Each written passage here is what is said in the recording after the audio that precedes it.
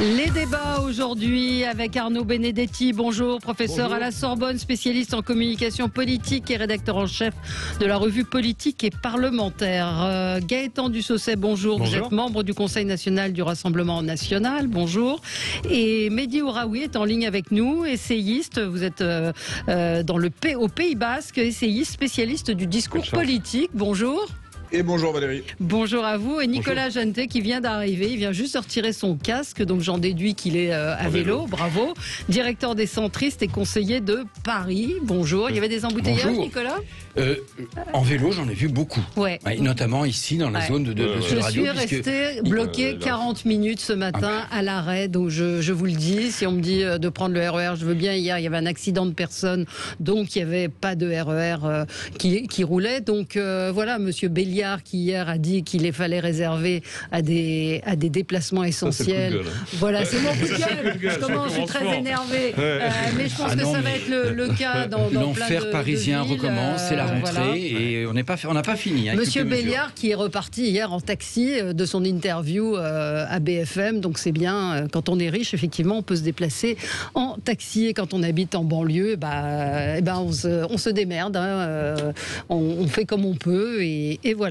Donc je suis très énervée, de mauvaise humeur ce matin, donc ça va. Très bien. Voilà. Donc j'allais m'installer au Pays Basque avec vous, Mehdi. Oui, mais Valérie, Voilà. je note que c'est la rentrée, donc on recommence à ne parler que de Paris. Oui, c'est C'est- vrai. on- C'est vrai que depuis le début de la semaine, on entend parler des 30 km/h. Alors à chaque fois, on essaye d'élargir le sujet parce que ça concerne d'autres villes également. Je pense que le cas de Paris... On va parler de Marseille, heureusement. Oui, on va parler de Marseille. 250 villes dans toute la France. Hein, qui sont concernées qui par sont le 30 concernées par le km. 30 km/h. Oui. Ouais. Donc, Alors, les limites, moi je ne suis pas totalement défavorable aux Oui, 30 non, km/h. pourquoi pas. Le problème, c'est la méthode. ouais. Et on nous impose les 30 km/h. Par exemple, pourquoi on n'a pas testé le 30 km/h pendant cet été ? Bah oui. Ça aurait permis déjà pour les taxis de commencer à fluidifier le trafic, etc. Enfin, on va pas revenir Ouais. là-dessus, c'est un autre débat, mais c'est souvent pour Hidalgo un problème de méthode, pas de concertation et surtout pas d'alternative proposée. Absolument. On va parler de Marseille, comme l'a dit Mehdi Ouraoui. On va revenir sur ces 3 jours à Marseille. Coup de com', le coup de com' permanent, comme dirait notre ami Arnaud Benedetti. Marseille, ville perdue. J'entends beaucoup de Marseillais sur les différentes antennes qui plaident pour leur ville, qui sont amoureux de leur ville, et on les comprend. Maintenant, on ne peut pas se voiler la face et voir, comme on l'a évoqué avec ce policier, le problème des règlements de compte, du stup et quelle solution. Encore un plan pour quoi faire. On va en reparler avec vous. On parlera de la rentrée scolaire demain et puis la rentrée des profs aujourd'hui. Est-ce qu'ils sont assez payés ? Il faudrait peut-être les augmenter. On va y revenir avec vous. Alors on commence avec vos différents coups de cœur, coups de gueule. Ce qui a retenu votre attention, Nicolas Jeantet, c'est bien. Je voulais en parler. Donc ça tombe bien. Eh bien alors, il y a un numéro. Vous savez Ouais. qu'est le 3919 ? Oui. Ah, du tout. Je demande à mes... Non, 39-19, non. Eh bien, le 3919 a été lancé dans la plus grande indifférence il y a 2 jours. C'est le numéro d'appel pour les violences faites aux femmes. Voilà.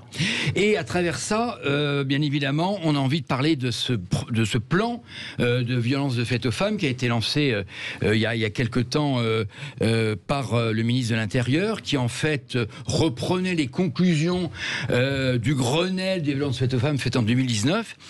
Et excusez-moi de vous le dire, il n'y a rien dedans. Ce ne sont que des mesures qui ont été prises déjà depuis très longtemps. Il fait encore une fois, quand il fait des annonces, excusez-moi, et on a le même problème pour le crack, pour les violences urbaines, il refait un catalogue des mesures existantes, avec là notamment un point noir, qui est la formation des policiers aux violences faites aux femmes. Alors les syndicats nous répondent, il y en a, oui, il y a 2 petits modules pendant la formation, mais le reste, pas de formation. Et puis deuxième problème, il indique notamment vouloir mettre en place un référent violences faites aux femmes dans l'ensemble des commissariats et des gendarmeries, mais imaginez une petite gendarmerie en milieu rural, vont-ils recruter un gendarme en plus? Bien évidemment que non. Donc ça va être encore du rafistolage, et c'est en même temps, excusez-moi, j'adresse à Marlène Schiappa, du bluff, de la communication et du grand n'importe quoi. Je voulais juste finir là-dessus sur mon coup de gueule, parce que je sais Valérie, elle trouve toujours que je suis trop long pour mes coups de gueule. Bon. Mais ne pas oublier les élus. Et j'en avais, je crois, déjà parlé ici. Nous, dans le 15e, puisque je m'occupe de la sécurité dans le 15e arrondissement, qui est grand, c'est 340 000 habitants, donc c'est l'équivalent de la ville de Bordeaux. On a mis en place, depuis 1 an et demi, avec le commissariat, une vraie cellule avec deux agents policiers, un psychologue et une assistante sociale qui sont là en permanence, pas jour et nuit, mais toute la journée, pour accueillir les femmes, les femmes donc battues. Et, grande spécificité, nous avons une élue chargée des violences faites aux femmes. Et ça, c'est très important parce que c'est une amie en plus, elle fait un travail formidable. On s'est aperçu que beaucoup de femmes qui n'osent pas franchir le commissariat vont quelquefois à la mairie, voir l'élu, une femme, parler, et en fonction de la gravité de la violence, l'élu traverse la rue et l'emmène au commissariat et elle l'accompagne au commissariat. Voilà une idée qui devrait être généralisée dans toutes les villes en France. Oui, mais ils n'ont pas trop le réflexe des élus. Hein. Non, c'est la police. Tout à fait. Non, mais je veux dire, l'exécutif n'a pas le réflexe des élus, spontanément, de travailler avec les élus sur de nombreuses questions, comme celle-ci, par exemple. Mais moi, je suis surpris quand même, parce que quand on compare avec ce qu'ont fait un certain nombre de pays dans ce domaine-là, je pense à l'Espagne notamment. L'Espagne a quand même mis des moyens, a eu une politique extrêmement volontariste depuis de nombreuses années, et indéniablement, en Espagne, on voit que ce type de phénomène est aujourd'hui en décrue. Donc, je ne comprends pas pourquoi, plutôt que de réinventer en permanence la roue avec des mesures à la Prévert, comme vous venez très justement de le dire, on ne s'inspire pas de ce qui se fait à l'extérieur. Ça me paraîtrait une politique de bon sens, plutôt que de poursuivre cette politique de communication, qui est une politique qui vise tout simplement à saturer l'espace et à montrer qu'on essaye de faire quelque chose. Oui, ou qu'on écoute des gens comme Luc Frémiot, que je cite à chaque fois, procureur qui depuis plus d'une vingtaine d'années a mis en place des solutions qui fonctionnent auprès des hommes violents et qu'on n'écoute pas, qu'on ne consulte pas. Donc c'est Et puis j'ajoute un dernier mot très important, c'est que la réponse pénale, là aussi, a été complètement évacuée du plan. On a parlé de la mise en place d'un policier, mais on n'a pas du tout accompagné tout ça d'une réponse pénale adaptée avec des magistrats supplémentaires spécialisés, etc. Donc c'est encore une fois un plan pour rien. Et d'ailleurs, la presse n'a même pas parlé du lancement de ce numéro qui est quand même important. Un numéro 24 heures sur 24, 7 jours sur 7. C'est ça. Juste une petite correction factuelle, mais qui pour le coup, sur le fond, va dans le sens de ce qui vient d'être dit. C'est que le numéro n'a pas été lancé. Hein. Attention, c'est un numéro qui précède depuis très longtemps. Le mandat d'Emmanuel Macron, c'est un numéro qui existe depuis 30 ans. Attention. 39-19. Une précision, ce numéro existait avec des horaires de 18h à minuit, uniquement le week-end. Il n'a pas été lancé, il a été allongé, les horaires ont été allongés. Et là, il a été transformé en 24 heures sur 24.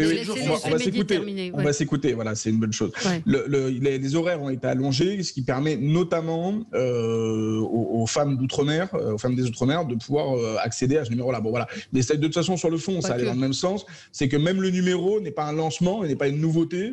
C'est juste la prolongation des horaires d'accès à ce numéro-là qui existe depuis fort longtemps, qui est animé depuis fort longtemps par les associations. Oui, sauf qu'il n'existait, quand on voit les horaires que cite Nicolas Jeantet, on ne peut pas dire là maintenant c'est 7 jours sur 7, 24 heures sur 24, ce qui est plutôt une bonne chose. 39-19 donc pour appeler et pour les femmes victimes de violences. On se retrouve dans un instant pour la suite de nos débats sur Sud Radio. 0826 300 300. Si vous voulez réagir, nous appeler depuis Marseille pour nous parler de votre ville, n'hésitez pas, on vous attend.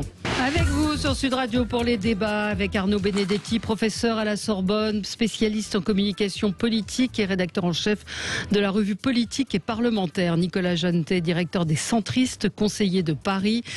Gaëtan Dussosset, membre du Conseil national du Rassemblement national. Et Mehdi Ouraoui, essayiste et spécialiste du discours politique. Donc on va parler de la rentrée des profs.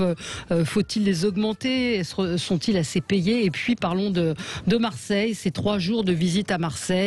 Que peut-il changer? Que peut-il apporter? Un énième plan, un énième financement?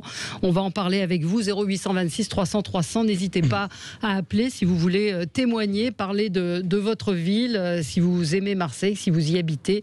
On en parlera avec vous. Gaëtan, c'est un coup de gueule, Gaëtan Dussosset. Oui, tout à fait, parce que il n'y a pas longtemps, j'étais censé aller à un concert, là, je crois que c'était vendredi de la semaine prochaine. Et finalement, il a été pour une énième fois, je crois que c'est la 3e fois pour ce concert-là, c'est un concert de black metal français, Regarde les hommes tombés, j'en profite pour leur faire une petite publicité. Le black metal français. On a une scène qui est incroyable d'ailleurs. Je sais, comme ça. Le jour, j'ai la veste, et puis la nuit, je mets après la veste en cuir, et puis c'est parti. Mais donc je crois que c'est la 3e fois maintenant que ce concert est reporté. Pour quelle raison? Parce que en fait, on nous a fait la promesse d'un retour à la vie normale avec le pass sanitaire, la mise en place du pass sanitaire, même si déjà on peut s'interroger sur la normalité du pass sanitaire, de devoir justifier à chaque fois qu'on a été vacciné ou qu'on a été testé, etc., dans les 72 heures qui précèdent.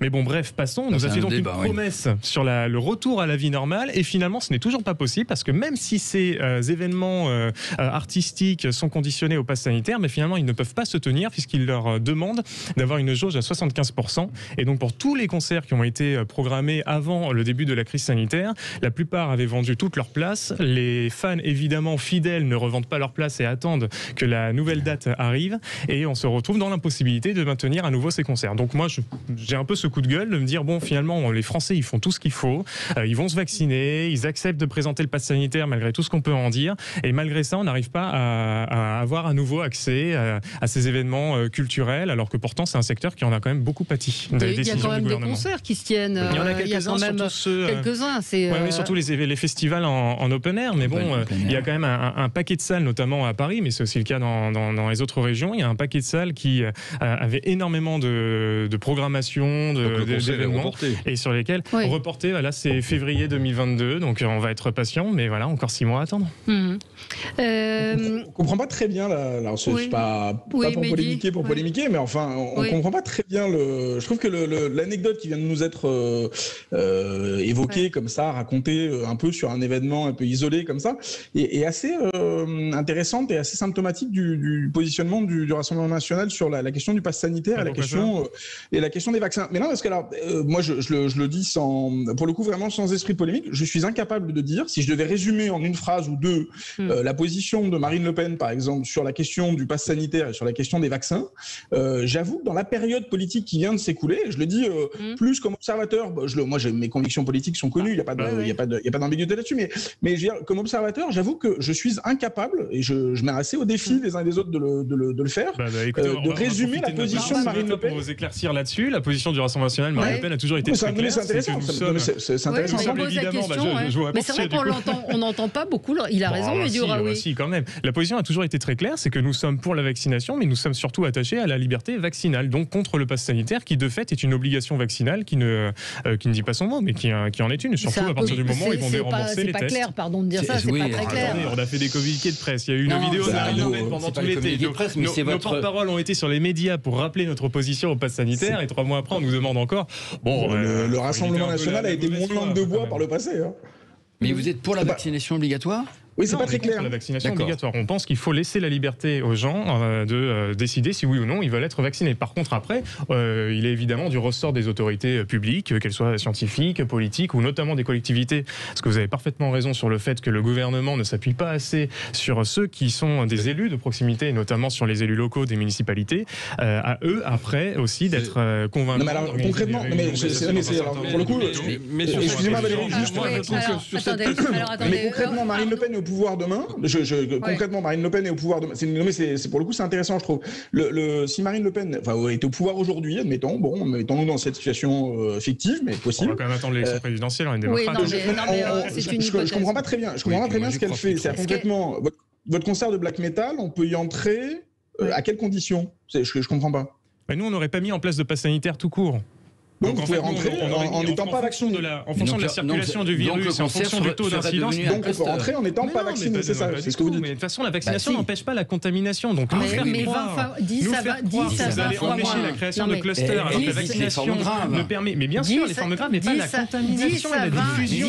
Si vous êtes vacciné, attendez, Valérie, peu importe la contamination, si on ça n'a rien à voir avec notre sujet. Pas tous en même temps. 10 à 20 fois moins de contamination quand on est vacciné. Ce sont des chiffres. Avec les nouveaux variants, il y en a encore un qui est en train de développer.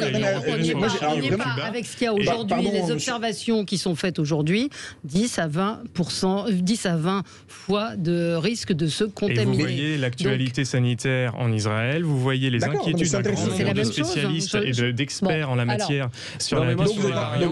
Donc concrètement, vous nous dites que vous auriez laissé les gens se promener sans être vaccinés, c'est ça?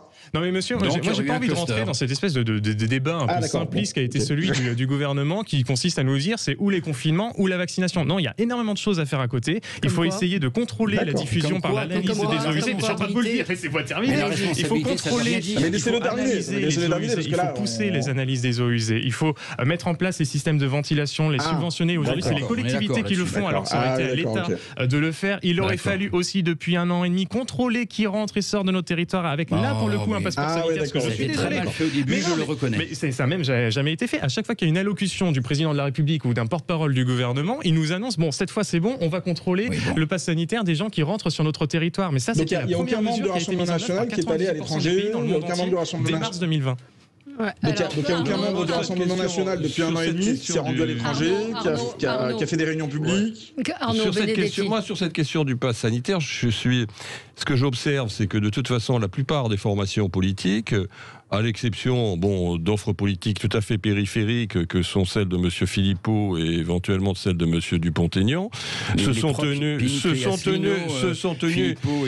tenus en distance. Alors certes, quand même, ce qui fait foi pour le Rassemblement national, c'est quand même le vote de ces parlementaires qui ont voté contre, quand on suit l'actualité parlementaire, qui ont voté contre le pass sanitaire. Donc de ce point de vue-là, leur position me semble en effet assez claire, même si elle n'a pas été extrêmement audible et très entendue en tout cas.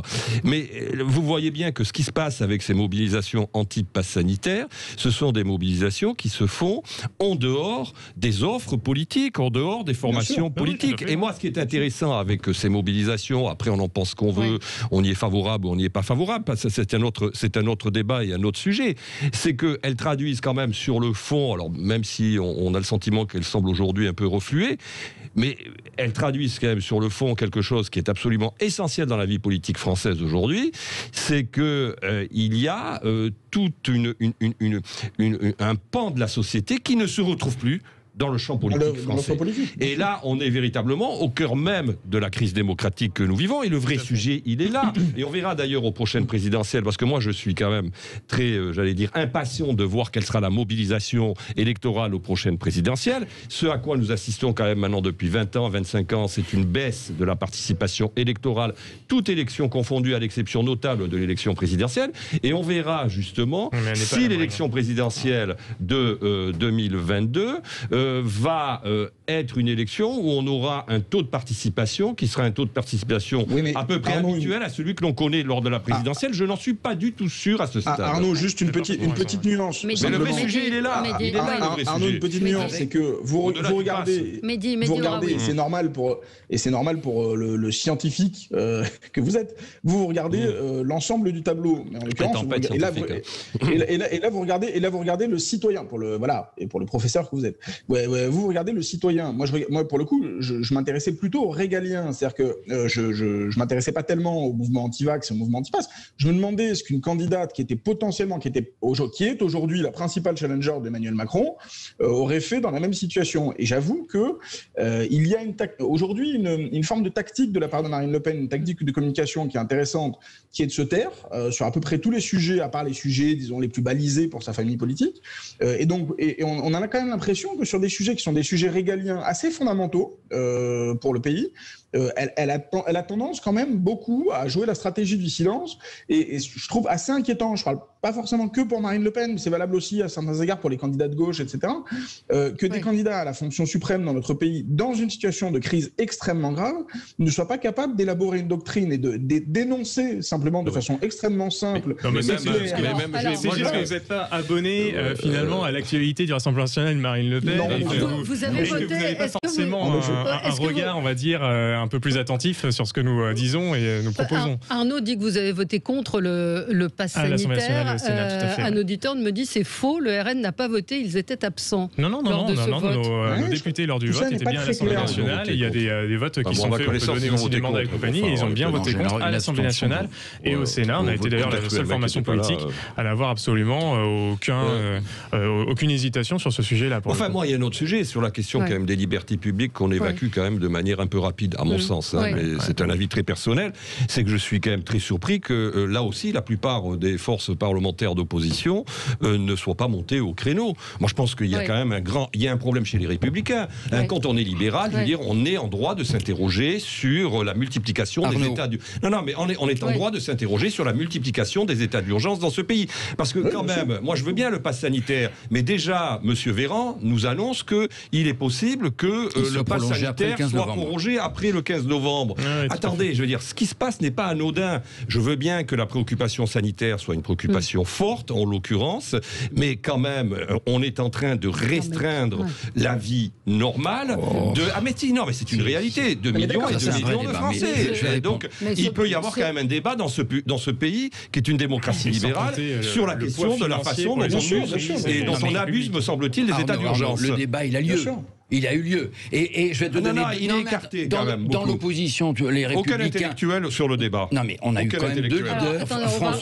François-Xavier Bellamy, par exemple, et Loïc Hervé, qui est de mon parti, est le chantre des libertés individuelles et s'est prononcé contre le pass sanitaire. Je voulais juste revenir, et là, parlons vrai, c'est une radio qui parle vrai, sur les manifestations. On s'interroge quand même beaucoup. 200 000, mais 200 000, finalement, c'est pas beaucoup. Quand on sait... 200 000 en été, justement. Là, on sait que la moitié des Français ne sont pas partis en vacances.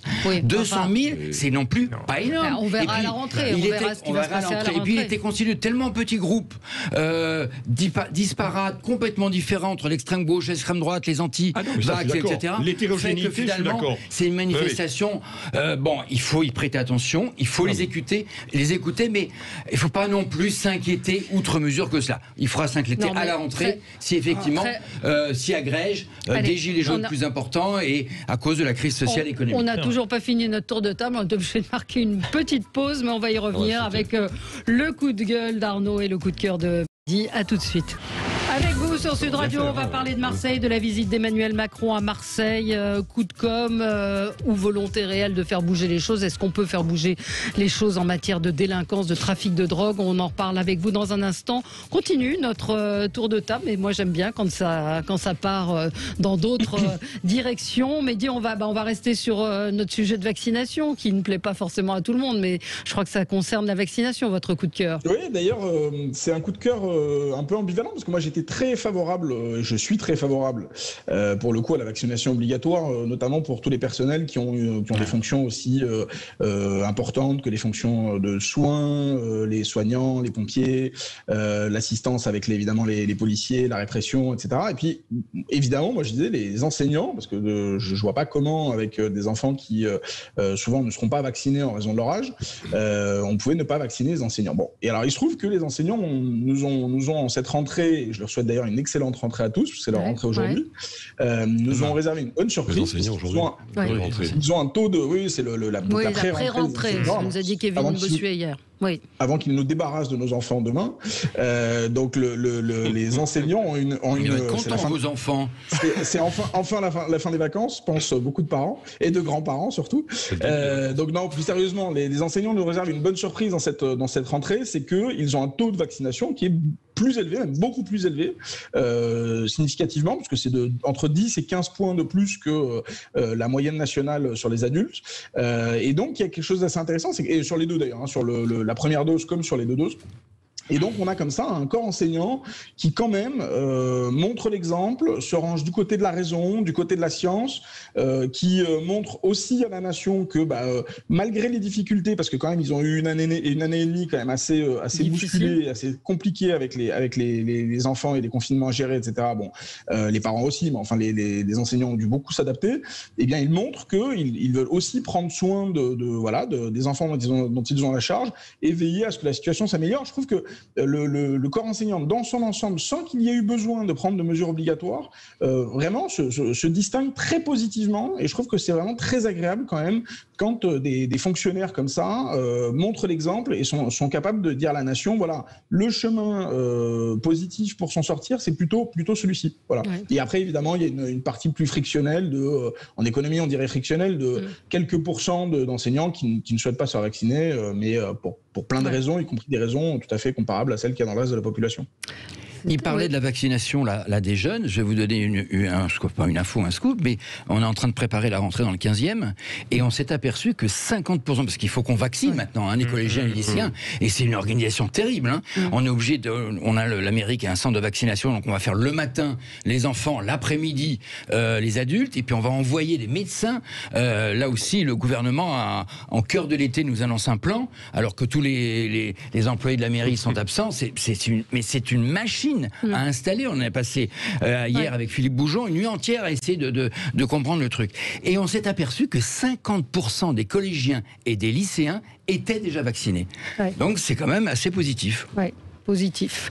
Vous êtes d'accord, Gaëtan Dussault? Mais je n'ai absolument aucune opposition à la vaccination. C'est un outil formidable. C'est pas le seul, c'est un outil formidable. C'est le fameux silence du Rassemblement national dont on parlait il y a quelques instants. Non, personne n'a rien dit. C'est moi qui l'ai relancé.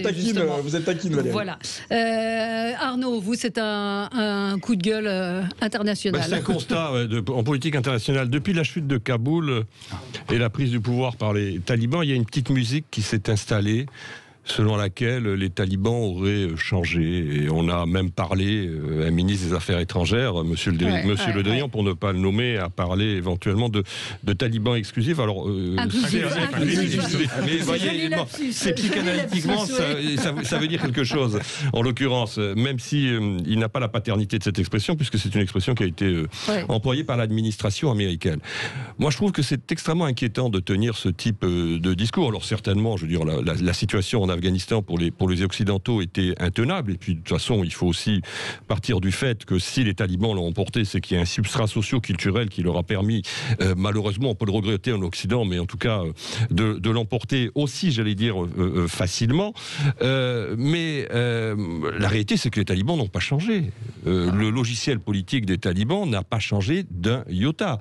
Ce qui a changé, et ça c'est assez intéressant, c'est qu'ils ont tiré les enseignements de leurs erreurs d'il y a 20 ans. C'est-à-dire qu'ils ont compris que pour asseoir leur pouvoir, il fallait qu'ils aient une reconnaissance internationale. C'est-à-dire pour se légitimer et s'installer dans la durée. Alors, en effet, aujourd'hui, ils ont, j'allais dire, une forme. Ils ont appris les rudiments de la communication, d'une certaine manière.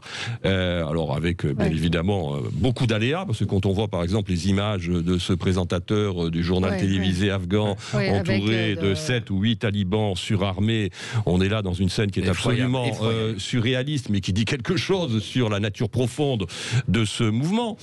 Et l'autre aspect, c'est de considérer aussi qu'il y a une opposition frontale aujourd'hui entre Daesh et les talibans. Alors certes, il y a des oppositions entre Daesh et les talibans. Mais attendez, d'abord, les talibans, c'est pas un bloc homogène. Ce sont des tribus, c'est très hétérogène. Et on sait très bien qu'il existe, Gilles Kepel, qui est quand même un des meilleurs spécialistes sur la question aujourd'hui, le rappelait tout récemment, il existe une porosité entre certains groupes talibans et Daesh. C'est-à-dire qu'aujourd'hui, penser qu'on est face à une situation qui est fondamentalement nouvelle par rapport à celle que l'on a connue il y a 20 ans, en m'en sens, c'est une volonté d'auto-justifier finalement notre défaite sur le terrain, parce que c'est une défaite, qu'on le veuille ou non, sur le terrain. Alors, encore une fois, je ne dis pas qu'il fallait rester. Ça me paraissait assez difficile. Enfin, les conditions dans lesquelles on part sont quand même une humiliation extrême pour les Américains et par ricochet pour les Occidentaux. Alors, en plus, avec le fait que nous autres Européens, nous allons gérer en première ligne la crise migratoire qui est en train quand même de voir le jour. Il y a aussi cela. En tout cas, juste, c'est un coup de gueule en effet, mais c'est pour dire que véritablement, je crois qu'il ne faut pas se tromper, que le discours qui est mené, et je viens d'apprendre d'ailleurs que les Allemands sont prêts à reconnaître les talibans. Le ministre des Affaires étrangères allemand a ouvert cette voie pas plus tard que ce matin en étant au Qatar. Je trouve quand même qu'il y a quelque chose d'assez inquiétant dans la façon dont nous sommes en train de réagir par rapport à ce qui est en train de se passer à Kaboul. Même Jean-Baptiste Lemoyne, hier, qui était invité sur une autre antenne, pataugeait un petit peu dans des conditions d'échange avec les talibans. Il ne savait pas très bien... Alors évidemment, bien sûr, parce que vous avez des pays qui sont actuellement comme la Chine, comme la Russie, qui discutent ouvertement avec les talibans et qui ne se posent pas en effet les problèmes que nous autres occidentaux nous posons. Mais je veux dire, de la réelle politique quand même au respect, à la défense de nos valeurs, je pense qu'il y a une articulation à avoir et je crains qu'on ne l'ait pas. Moi je voudrais dans le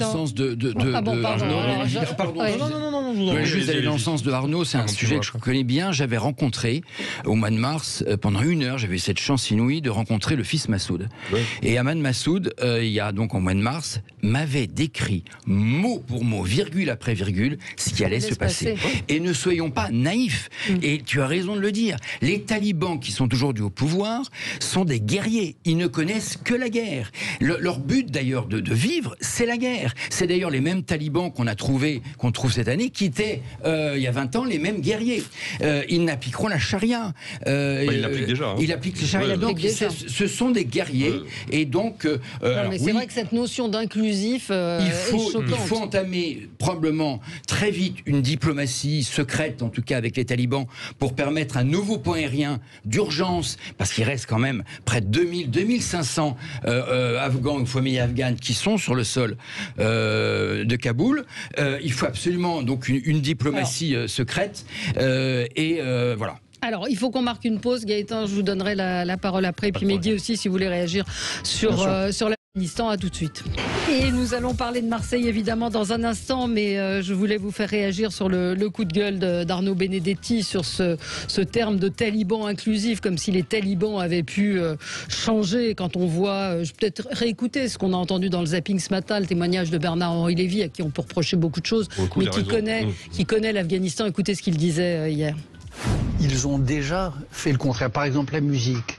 Ils ont assassiné, il y a quelques jours, quelqu'un que je connais. Il se trouve que je l'ai connu en 2002, quand j'étais l'envoyé spécial de Chirac en Afghanistan. Il s'appelait monsieur And Arabi, Fawar And Arabi. Il a été exécuté dans des conditions abominables. Pourquoi? Parce qu'il était musicien. Là, il y a 10 jours, il y a un caricaturiste qui s'appelle Kashas Zvan. Il a été torturé à mort, lynché à mort, lapidé, on lui a cisaillé les muscles des bras, et ça encore il y a quelques jours. Voilà, donc on apprenait aussi un jeune homosexuel qui a été piégé par des talibans, qui a été tabassé, violé et contraint de donner son numéro de téléphone pour prévenir ses parents. Vous vouliez réagir, Gaëtan Duchosset, sur ce qui se passe en Afghanistan? Oui, non, mais tous ces faits, ces monstruosités rappellent que les talibans sont évidemment un danger et une menace sérieuse, notamment non seulement déjà pour une partie du peuple afghan, mais aussi pour les pays limitrophes. On sait aussi qu'il y a un risque quand même avec la prise de Kaboul par les talibans de la reconstitution d'un califat islamique, notamment sur toute l'Afrique subsaharienne. Donc raison pour laquelle il faut quand même rester assez vigilant. Je sais que les départs des troupes françaises datent d'il y a plusieurs années, maintenant également les États-Unis, mais on est encore sur un autre front, même si ça a été un peu épuré sur le front malien. On est d'ailleurs le seul pays européen qui est engagé financièrement, humainement, pour pouvoir justement endiguer la vague islamiste dans ce territoire. Donc là-dessus, c'est peut-être un des secteurs où la coopération européenne, évidemment, manque aussi. Maintenant, on en parlait sur que doit être le rôle du gouvernement français, comment il doit discuter, ce qu'il doit discuter ou pas avec les talibans, etc. Moi, je pense encore une fois, le gouvernement, parce qu'avant d'être gouvernement, il est avant tout français, sa mission première, c'est de protéger le peuple français. Et on a suffisamment pâti de la crise migratoire des années 2010, lorsque la France s'est retrouvée à faire le SAV de la décision d'Angela Merkel d'accueillir plus d'1 million de migrants en 2015, pour ne pas reproduire exactement les mêmes erreurs. Donc on appelle évidemment Macron à la vigilance, à la prudence et à dire fermement, comme le chancelier autrichien d'ailleurs Sébastien Kurz, qu'on n'accueillera pas d'Afghans sur notre territoire. Je vous à l'exception des auxiliaires de l'armée, ça nous suffit. Tout le monde est d'accord, il y a un consensus politique. Mehdi s'est pas exprimé sur le sujet. Mehdi. Oui, moi je crains, notamment en entendant ce qu'on vient d'entendre, que la logique des gouvernements européens et des gouvernements occidentaux, mais on est en première ligne sur la question migratoire, parce qu'évidemment on est voisins à certains égards. C'est vraiment pas si loin que ça. Il faut mettre ça dans la tête des gens, c'est qu'on est relativement voisins. La crainte que j'ai, c'est que les gouvernements européens aient quand même la mauvaise tendance de vouloir gérer leur opinion nationale avant de gérer le régalien et avant de gérer les intérêts fondamentaux de la nation. Je m'explique, c'est-à-dire que vouloir passer une espèce de deal un peu mauvais avec les talibans sur la question de la crise migratoire, comme on l'a fait d'ailleurs avec des gens très sympathiques comme Erdogan en Turquie, au passage en abandonnant les gens qui ont défendu les intérêts français, qui ont défendu les intérêts de la France, comme nos interprètes, comme nos amis sur place qui ont participé au renseignement, etc. Exactement comme on a abandonné les combattants du Kurdistan dans la lutte face à Daesh, puis face à Erdogan, je crains malheureusement qu'à force de trahir nos alliés les plus proches, nos amis les plus proches, ceux qui se battent exactement pour nos valeurs, pour les valeurs de la France, pour les valeurs des Lumières, pour les valeurs de la République, sur le terrain depuis des années, depuis parfois des décennies, il faut comprendre ça. Et en plus en les abandonnant de la pire des façons, c'est-à-dire en laissant par exemple en ce moment les athlètes afghanes, des jeunes femmes qui sont en train de brûler leurs trophées, les trophées qu'elles ont durement gagnés, de peur d'être démasquées et d'être lapidées, assassinées dans leur pays. On parlait de Fawad Al-Darabi, qui est un chanteur afghan qui était extrêmement réputé. Tous ces gens il faut comprendre ce que ça veut dire de faire de la musique en Afghanistan ces 20 dernières années, ces 30, ces 40 dernières années. Il faut comprendre ce que ça veut dire. Et donc, simplement entendre des gens qui, assez confortablement, sur des plateaux de télévision, je ne le dis pas pour M. Dissocé, je le dis parce que c'est un peu généralisé comme opinion, hein. C'est quelque chose qui s'est quand même infiltré beaucoup dans l'opinion française. Dire, ah ben non, mais il suffit de mettre un grand mur parce qu'on n'aime pas on n'a pas envie d'avoir d'Afghans ici, tout ça est un peu simpliste et je crains que ça nous conduise à passer des deals et passer des marchandages assez dangereux pour les intérêts de la nation à la fin, avec des gens assez peu recommandables. Simplement sur les talibans, la seule chose qui peut nous rassurer légèrement, je ne sais pas si c'est vraiment le cas quand on voit évidemment le 11 septembre, c'est que pour l'instant, même s'ils ne sont pas, ils sont très très loin d'être inclusifs et que ce sont des barbares absolus, pour l'instant ils n'ont pas affirmé, contrairement à Daesh, d'intention internationaliste. Et donc ce matin, il y avait nous irons combattre les infidèles sur leur terrain, sur leur. Pour l'instant, faut pas se leurrer. Faut pas être naïf là-dessus. Non, il y a quand même. J'ai aucune naïveté sur le sujet. Là, simplement pour finir là-dessus, je veux dire simplement qu'ils ont probablement tiré les leçons de Daesh. C'est-à-dire que je pense qu'ils ont compris que la projection sur des territoires étrangers de leurs propres combattants, etc., pouvait leur coûter très cher chez eux. Et donc je pense que ce sont des gens qui ont vécu quand même plusieurs guerres face à des hyperpuissances et que donc ce sont des gens qui vont souhaiter en réalité consolider leur pouvoir chez eux. Des djihadistes. C'est la base arrière. Ne confondons pas d'ailleurs Al-Qaïda et Daesh. À la fois l'État islamique Daesh pour toute la zone nationale, intranationale, parce que Daesh rêve d'imposer son califat dans un pays. Je voudrais qu'on parle de Marseille, il nous reste pas beaucoup de temps. Avec qui ils entretiennent des liens très très flous. Non, juste un dernier petit point. Moi, ce qui était intéressant, c'est de savoir est-ce que ce qui se passe en Afghanistan va avoir un impact sur la décision finalement de retrait qui est impulsée quand même en France de nos troupes en Afrique subsaharienne. Et ça, je constate que c'est un non-sujet pour l'instant. Et bon, on va voir. On n'entend pas parler. Tout à fait, Allez, je voudrais qu'on parle de Marseille. Donc Emmanuel Macron entame aujourd'hui cette visite de 3 jours, éducation, sécurité, transport, rénovation régénération urbaine. Donc, le président de la République veut se pencher sur les fragilités de Marseille durant sa visite, la plus longue dans une seule ville depuis le début de son quinquennat. Ce que je disais tout à l'heure aux policiers que j'avais en ligne, moi je m'étonne qu'on s'étonne de ce qui se passe à Marseille, de l'état dans lequel est Marseille. Rafik Smati nous a raconté l'année dernière ici même être allé à Marseille dans les quartiers nord, avoir été arrêté à un checkpoint. Donc là, toutes les chaînes d'infos, les talk-shows passent ces images de quotidien en disant mon Dieu, il y a des checkpoints. Bah oui, tout le monde le sait, ça existe. Et donc on annonce 1 milliard d'euros. Est-ce que l'argent peut sauver Marseille? On rappelle le plan Héros en 2013, 2 milliards et demi. 2012, c'était 2013. Gaëtan Dussaucet.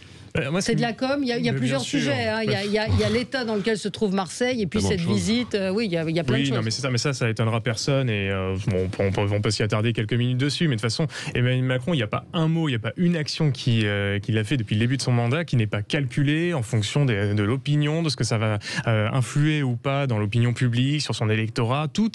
C'est un président de communication. Il n'a fait que ça. Et là, évidemment, on se dit, voilà, on est à 8 mois d'une élection présidentielle dans l'une des plus grandes métropoles du sud de la France, et comme par hasard, alors que c'était une ville qui ne lui était pas forcément des plus acquises, puisqu'on sait que notamment les candidats Jean-Luc Mélenchon et Marine Le Pen ont fait des scores assez élevés lors de la dernière élection présidentielle de 2017. Bon, bah là, d'un seul coup, il y a eu une attention particulière du chef de l'État, d'Emmanuel Macron. Donc ça, personne n'est dupe. Maintenant, la question, c'est de savoir ce qu'il faut véritablement faire sur place, parce que s'il déplace un peu comme le fait dans un premier temps Gérald Darmanin, qui nous explique... Attendez, monsieur Mehdi, vous aurez le temps de répondre. Attendez, laissez-moi terminer, ensuite vous répondrez. Mais c'est une question sincère. Alors allez-y, attendez, laissez-le terminer. Non, mais donc oui, la question de Mehdi, qu'est-ce que vous avez fait ? Mais la question, c'est, moi, j'entends je suis assez d'accord d'ailleurs sur le diagnostic sur Macron, mais quel est le programme, par exemple, du RN sur Marseille ? D'accord, mais attendez, on peut déjà commenter ce que propose le président en place, et si vous voulez, je vous dirai ce qu'on fera dans 8 mois. Commentons, parce que si vous dites que vous êtes d'accord avec ce que dit Gaëtan Dussaucet, à savoir que bon, c'est une visite qui, au final, ne risque de ne pas changer grand-chose. Vous avez écrit le coup de com' permanent. Non, mais si vous voulez, Arnaud Benedetti. Albert Londres disait que Marseille, c'était la porte du Sud, c'est la porte de la présidentielle pour Emmanuel Macron. Il y a plusieurs enjeux. D'abord, on voit bien que sa visite, il la décline autour de quoi ? Du social et du régalien. Le social... l'école d'une certaine manière, le logement, le transport, puis ensuite le renforcement d'un certain nombre de moyens qui avaient d'ailleurs été annoncés par Gérald Darmanin, je crois 300 policiers de plus à Marseille, alors que le maire de Marseille dit qu'il en faut 800. Donc on est très en deçà des besoins manifestement qui sont exprimés par la municipalité. Donc il y a la volonté de Macron là de décliner un certain nombre de thèmes. Deuxième sujet qui me paraît important, c'est que Marseille, au-delà de ce que représente Marseille un peu dans l'imaginaire national, c'est qu'il y a une scène politique assez spécifique aujourd'hui dans cette zone. Il y a un certain nombre d'élus azuréens ou des Bouches-du-Rhône ou du Var qui sont très proches d'Emmanuel Macron. Donc ce déplacement n'est pas tout à fait innocent. Il s'agit un peu de faire turbuler le système aussi à droite en envoyant des signaux dans une région où la droite républicaine et le centre sont extrêmement présent. On est clairement, il faut être très clair, dans une pré-campagne présidentielle avec en effet un cortège de ministres, M. Dupond-Moretti, M. Blanquer. Non, il ne va pas apparemment, Dupond-Moretti. Dupond-Moretti, il était prévu en tout cas dans le programme initialement, donc ça a changé.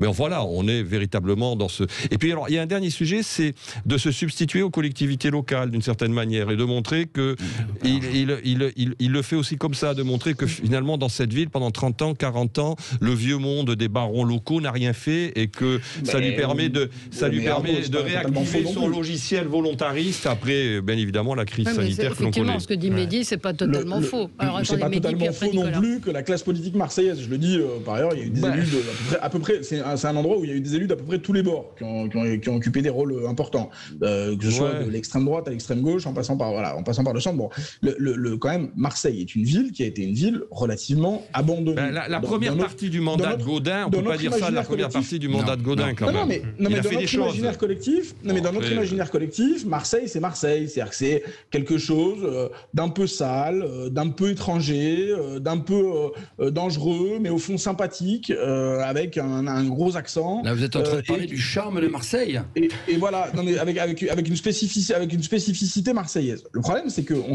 quand même là, maintenant, on est arrivé à un stade où la situation à Marseille, avec notamment la plateforme de gestion de la drogue, parce que c'est devenu ça, la plateforme de gestion de la drogue qui est devenue Marseille, avec les 100 000 personnes qui vivent dans des logements vétustes, avec des écoles qui sont des écoles de fait poubelles, aucun autre territoire en France n'accepterait d'avoir sur son territoire pour ses enfants. On voit bien que tout ça est en train de dégénérer. Et donc, évidemment, même s'il y a de la com derrière la visite de Macron, la vraie question, c'est quelle est l'alternative ? C'est-à-dire que si à un moment donné, on n'est pas capable de dire, bon, mais attendez, tout ça doit s'arrêter, il doit y avoir une limite à tout ça. On ne peut pas continuer avec, effectivement, des checkpoints dans les quartiers nord au lieu d'avoir des transports qui fonctionnent, d'avoir un parquet spécial. Vous croyez, je vois pas l'opposition entre le checkpoint et les transports. Non, mais parce que je pense que les deux vont de pair. Je pense que Valérie, moi, je suis très. Il y aura des transports, il n'y aura plus de checkpoint. Vous connaissez mes positions sur le sujet. Oui. Moi, je suis pour, par exemple, quelque chose qui ne sera pas fait pour l'instant, mais moi, je suis très favorable à un parquet spécial. C'est-à-dire, moi, je suis pour qu'il y ait comme on fait aux États-Unis, c'est-à-dire qu'il y ait un procureur spécial qui soit chargé de nettoyer la criminalité, notamment la criminalité liée à la drogue à Marseille. Je crois que j'entends, mais alors le lien entre transport et checkpoint, parce que quand même, même si vous avez un mal endémique que sont les dealers, que sont les criminels, que sont les gens qui pourrissent la vie des quartiers et qui pourrissent la vie de nos concitoyens, il y a quand même tout autour. Il y a quand même aussi les 40 000 logements insalubres à Marseille et les écoles. C'est pas les dealers. Les écoles où la peinture tombe sur les gamins pendant qu'ils sont en classe, c'est pas les dealers. Donc il y a quand même trois réactions.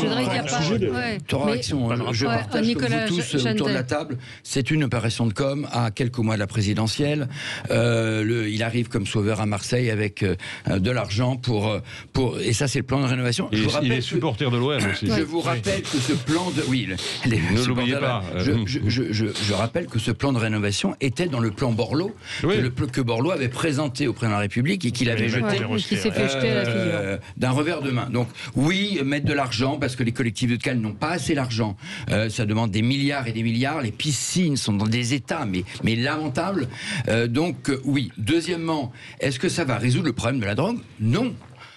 Et alors moi j'ai peut-être sur ce plateau un discours totalement différent. Moi je suis pour la légalisation du cannabis, pour l'encadrer par l'État, le légaliser, le vendre, le produire par l'État. Et ça permettrait effectivement, alors là, fini les checkpoints, fini les dealers de...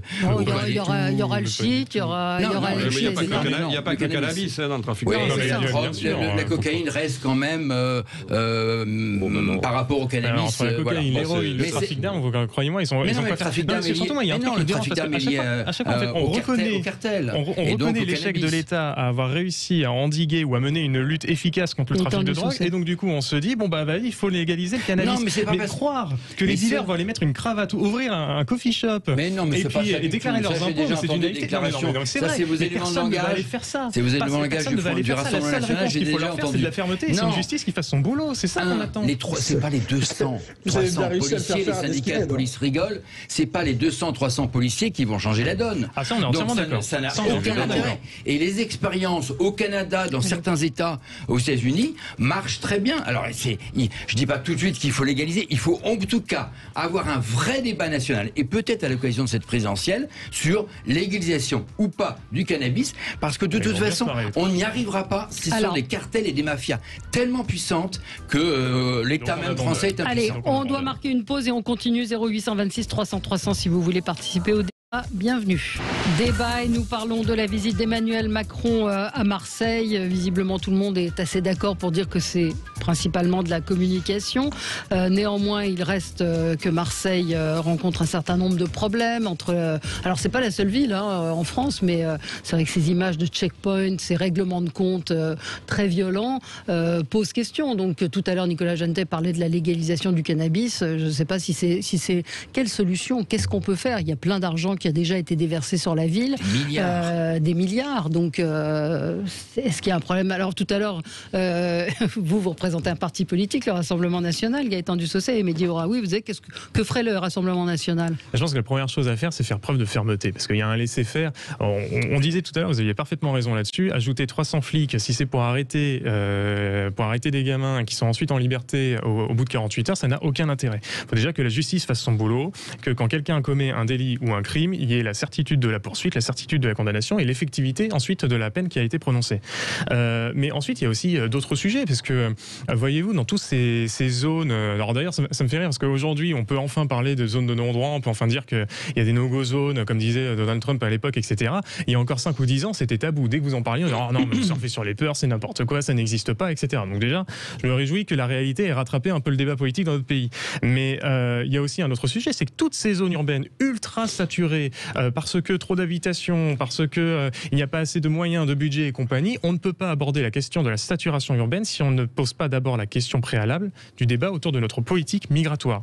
Parce qu'avec 400 000 nouvelles entrées chaque année sur notre territoire, on ne fait qu'ajouter du désordre au désordre déjà existant. Enfin, coupons le robinet, réglons les problèmes et ensuite on pourra agir un peu plus sérieusement. Là, la situation aujourd'hui telle qu'elle est, il y a des gens qui sont là, qui sont français, qui sont bien sûr. et qui D'où sont le préalable d'avoir aussi une justice qui fasse son travail. Si quelqu'un commet un délit suffisamment important, il doit être en prison, ne doit pas être relâché par des remises de peine ou je ne sais autre, encore quelques exceptions législatives. Et s'il est étranger ou à la double nationalité, c'est déchéance de nationalité et dehors. Je rappelle quand même qu'il y a à peine 15% des OQTF, c'est-à-dire les obligations de quitter le territoire, qui sont effectivement réalisées dans notre pays. 26 000 chaque année. C'est quand même de façon un peu dépassionnée. Hein. Je trouve que c'est un peu quand même le poids mort du Rassemblement National, c'est qu'on voit quand même que vous avez une difficulté, mais c'est pas, je le dis vraiment, n'y voyez vraiment pas du tout d'esprit polémique parce que c'est pas le cas. Mais je trouve que c'est intéressant de voir que pour un parti qui a vraiment pour le coup progressé électoralement et même à certains égards en respectabilité et même à certains égards en capacité à gouverner, je trouve qu'il y a quelque chose d'intéressant, c'est que vous avez du mal à sortir de vos fondamentaux qui sont en gros de répondre à peu près à toute question par sécurité, immigration. C'est le sujet à Marseille, désolé monsieur, si vous ne voyez pas, c'est le sujet quand même. Non, mais après, on peut penser ce qu'on veut. Mais enfin, moi, je crois qu'à Marseille, il y a plein de sujets. Je crois qu'à Marseille, c'est peut-être le seul point positif qu'on peut trouver dans la visite d'Emmanuel Macron, c'est que c'est une visite, pour le coup, à 360 degrés. Il y a quelque chose d'intéressant sur le fait de dire, attendez, là, il y a quand même un sujet. C'est-à-dire qu'on peut être très dur, comme moi, je peux l'être, sur le respect de la loi républicaine, mais quand même ne pas se voiler la face sur le fait que les gamins, et qui sont effectivement des gamins français ou étrangers, mais enfin qui sont quand même très majoritairement des gamins aujourd'hui français, vont dans des écoles qui sont des écoles où il y a des rats. Bon, et donc je crois que c'est un peu faible comme réponse de dire simplement aux gens, bon, on va couper un robinet un peu imaginaire, on va avoir une réponse plus ferme. Pas ce que je dis. On demande quoi faire. En fait, si vous voulez, quand on arrive au pouvoir, il faut d'abord prendre une première décision. Ensuite vient une seconde décision. Moi, je pense qu'il faut d'abord tout miser sur la question de la sécurité et de l'immigration dans un premier temps. Mais ça n'empêche pas de faire le travail derrière. Je dis juste que les conditions préalables, avant de vouloir mener des politiques sociales, des politiques de rénovation urbaine, des politiques d'accompagnement. Moi, par exemple, je crois énormément dans l'éducation spécialisée. Ils font un travail exceptionnel. Ils connaissent les gens. C'est des agents de proximité qui connaissent les familles, qui peuvent discuter, notamment avec les jeunes, etc. Il y a énormément de choses à faire. Mais le préalable à tout ça avant, c'est d'avoir une justice qui fasse son boulot pour que l'État soit respecté partout. Ouais, alors, attendez, on va faire tourner un petit peu la parole. Moi, je pense qu'il y a plusieurs éléments. En effet, la réponse pénale doit être plus rapide et vraisemblablement souvent plus ferme qu'elle ne l'est, mais pour qu'elle soit plus rapide ou qu'elle soit plus ferme, il faut donner des moyens aussi, qu'on le veuille ou non, à la justice, parce que le fait que la justice aussi soit lente aujourd'hui, c'est lié quand même, malgré tout, à une absence d'allocation de moyens. Donc ça, c'est une réalité. Deuxième sujet, et qui est lié au premier, c'est la question de l'État. En effet, mais si vous voulez, ça fait maintenant 30 ans en France qu'on assiste à un désengagement de l'État sur un certain nombre de secteurs qui sont des secteurs stratégiques, qu'il s'agisse de l'éducation, de la recherche. Et Marseille, de ce point de vue-là, me semble condenser à sa façon ce désengagement de l'État. Et le troisième point, sur la question de l'immigration, Moi, je pense que le problème, c'est qu'il faut en revenir à un logiciel politique qui est celui de l'assimilation. Cela fait près de 30 ans, voire de 40 ans, qu'on a laissé tomber ce logiciel politique, au nom de l'intégration, et maintenant au nom, je ne sais pas de quoi, d'une espèce d'inclusion ou de diversité qui, de fait, est en train de détricoter la façon dont on a construit des Français dans ce pays. La façon dont on a construit des Français dans ce pays, c'était de dire à tout étranger, si tu es à Rome, tu fais comme les Romains. En l'occurrence, ça paraît simpliste de le dire, mais je pense que là, il y a eu un abandon qui est un abandon, à mon avis, dramatique et qui explique aussi, c'est pas la seule raison, mais qui explique aussi la raison pour laquelle aujourd'hui on se retrouve dans cette situation-là. Un petit mot vraiment rapide, sur la justice, oui, elle n'a pas les moyens, la réponse pénale n'est pas à la hauteur, mais quand vous discutez avec les avocats, la seule réponse importante qu'il faut avoir, c'est la prison. Bon, parce que la meilleure des sanctions, c'est la prison. Bon, sauf qu'il n'y a pas assez de place dans les prisons. Donc il faut absolument, et c'est le problème à chaque campagne électorale, on annonce 15 000, 20 000 places de prison, et finalement, elles ne sont jamais construites. Et quand vous avez une personne qui sort condamnée du tribunal en ayant 5 mois de prison avec sursis et 5 000 € d'amende, eh bien en fait, il a gagné parce qu'il fait pas de prison. Et donc la meilleure des sanctions, il n'y a pas de mystère, c'est la prison, 15 jours, 3 semaines, etc. Mais c'est la prison, mais il n'y a pas de prison, donc on ne peut pas les mettre en prison. Il n'y a pas de place. Deuxième chose, je finis juste sur l'immigration. On se construit avec des gamins qui vont dans des écoles pourries, puis qui vont en prison.